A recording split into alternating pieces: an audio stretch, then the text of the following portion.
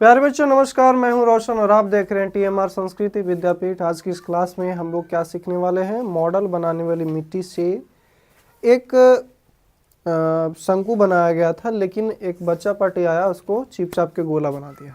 ये सिंपल सा क्वेश्चन है लेकिन बहुत इम्पोर्टेंट है। तो एक्चुअल में क्या हुआ कि एक शंकु था जिसकी ऊंचाई 12 सेंटीमीटर है। कितना हुआ? 12 सेंटीमीटर। और आधार की त्रिज्या हमारा 3 सेंटीमीटर है ना।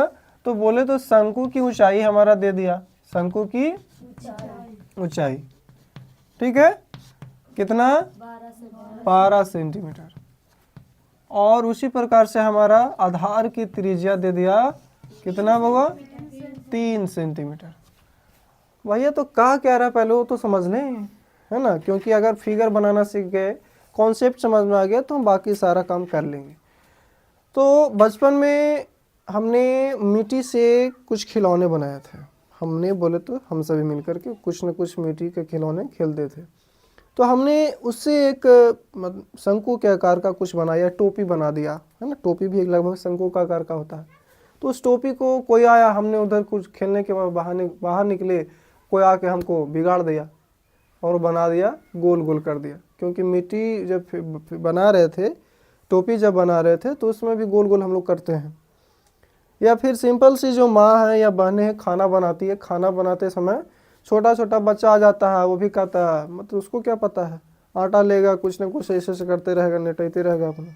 तो जो आप बना के गए उसको मिटा दिया। समोसा बने, उसको गोल गोल करके क्या बोलता है, लड्डू क्या बोलता है, लिट्टी बना दिया। इस तरीके से कुछ समझ लेते हैं। तो सारा का सारा खेल इस फिगर से है कि पहले ये शंकु था लेकिन बाद में गोला में बदल गया। किस चीज में? गोला में। तो गोले की त्रिज्या हमको फिर निकाल के बताना है। सारा का सारा मटेरियल वही था, आटा भी वही था जो उस समय सिंघाड़े के रूप में था, वही आटा अब किसके रूप में? लिट्टी के रूप में बदल गया। गोल गोल लिट्टी होता है ना, जिसमें सत्तू वाला लिट्टी होता है कि नहीं होता है। तो उसी तरीके से तो सारा का सारा खेल है कि पहले शंकु था लेकिन बदल गया गोला में, यानी पूरा का पूरा जो आयतन है इसी के बराबर हो जाएगा। बुझले? कोई दिक्कत है बुआ? अब आगे चले। तो दो ही चीज तो दे ले, और कुछ दे ले हमको नहीं ना। अब हमको प्रश्न में दे ले है कि जो शंकु का आयतन था, शंकु का आयतन वो किस में बदल गया? अब शंकु का आयतन बराबर गोला का आयतन, क्योंकि दोनों का आयतन क्या हो गया? बराबर हो गया। शंकु का आयतन बराबर गोले का आयतन। शंकु का आयतन क्या होता है? 1/3 पाई आर स्क्वायर एच। और इसका क्या होता है? 4/3 पाई आर क्यू। होता है कि नहीं होता है? अब इसका आर नहीं दिया बुआ, इसका आर हमें नहीं दिया, तो हम चाहते इसको चेंज कर सकते हैं, क्योंकि इसका आर हमको दिया लेकिन इसका आर तो निकल गया है ना। तो एक कैपिटल आर कर देते हैं ताकि समझ में आ जाए। क्लियर है? 1/3 पाई का मान कितना होता है? 22/7। आर का मान 3 है ना, 3 गुना 3 हो गया क्योंकि स्क्वायर है, और एच का मान 12 दिया हुआ है ना। अब इधर क्या? 4/3। अगर हम चाहे तो पहले ये सब मान रखे से पहले काट भी सकते हैं, नहीं काट सकते हैं? 3 से 3 खत्म और पाई से पाई खत्म हो गया ना। अब इधर क्या बचा? Are square. तो आर का मान क्या है? 3 गुना 3 और एच का मान 12। अब इधर 4 गुना आर क्यूब बच जाएगा ना। कोई दिक्कत है? यहाँ से काट सकते हैं। 4 तिया के 12। अब इधर कितना हो गया? 3 तिया 9 तिया 27 ना।